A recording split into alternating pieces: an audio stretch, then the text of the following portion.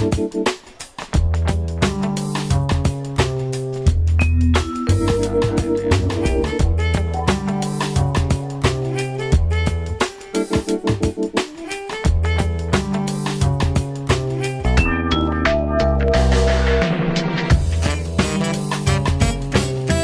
I'm Craighton Berman. I'm launching a new company today actually called Manual.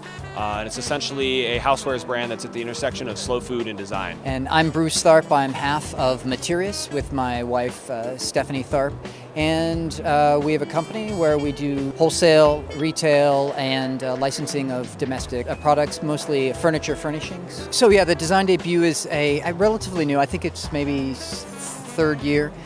So the idea is that you get a small booth and complimentary. The design debut just seems like a great opportunity to kind of get a taste of the houseware show at large without having to commit to a huge booth. It's a chance to kind of try out a new line. For me, this is a new brand, just kind of experiment and see what the reactions are. So I've been using Kickstarter a long time to launch my products. Actually, previously I launched Pinch, which is a salt and pepper set on Kickstarter back in 2010, and at the time it was the first product to ever be launched on Kickstarter by a designer. So that was kind of the early Wild West days of Kickstarter prior to the obvious platform it is now for launching big ideas. Now with the new brand, with Manual, since I'm trying to focus on food, I'm launching a new Kickstarter on Monday.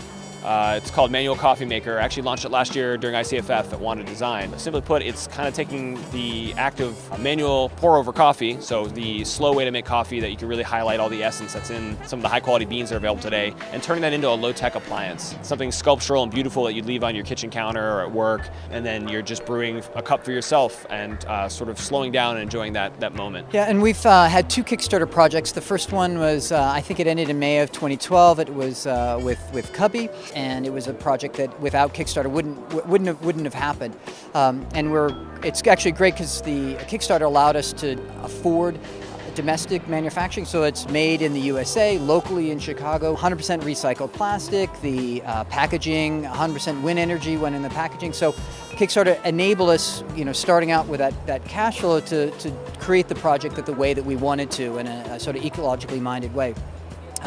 And then the other project is the Cut Once ruler, which is more recent, and it's a ruler that sort of gives a little dignity and begins to re-enchant the humble wooden desk ruler in a way. So rather than something that's being sort of hidden in a drawer, it's on the desktop. It's also a pen tray as well. One of the big differences between our first campaign and the second was that we actually raised more money for Cubby.